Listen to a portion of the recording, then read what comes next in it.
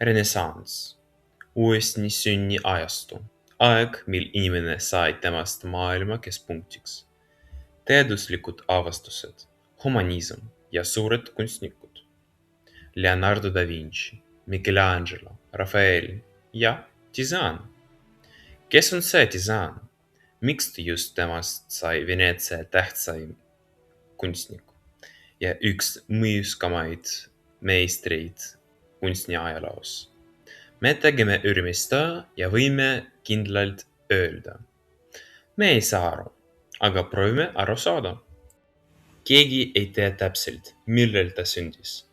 Tõenäoliselt 1470 ja 80 aastate vahel. Joonistama hakkas ta juba lapsena. Noorena koolis ta Veneetsiasse, linna, kus on vesi, valgus ja peegeldused. Linna, mis õpetas talle kõige olulisema, värvi. Cézanne alustas õppepoisina maalides freskosid ja portreesid, luues kasulikke tutvusi. Tema varaste toode hulka kuuluvad Girolamo Barbarigo portree ja Magav Veenus, maal, mis muutusid arusaama ilusast kehast ja sensuaalsusest.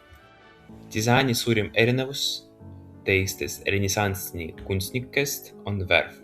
Teised kunstnikud alustasid vormist ja alles siis lisasid värvi.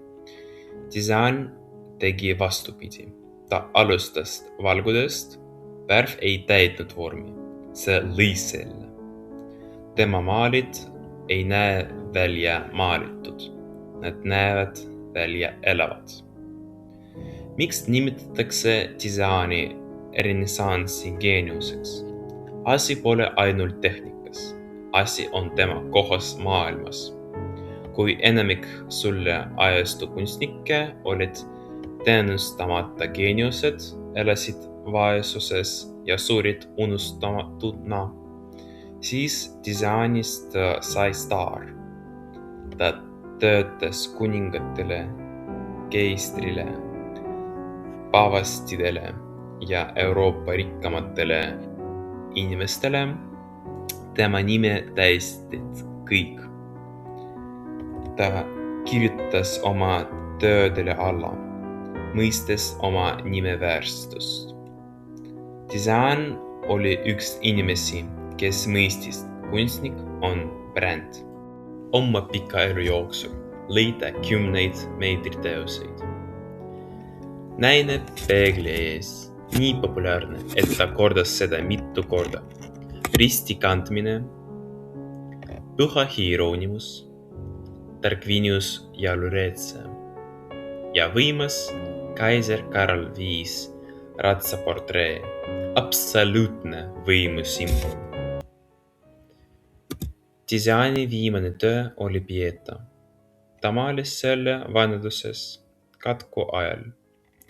Mõni kuu hiljem, 1576. aastal, ta suri. Legendi järgi leidsi ta põrandalt lebamas pintsel käes.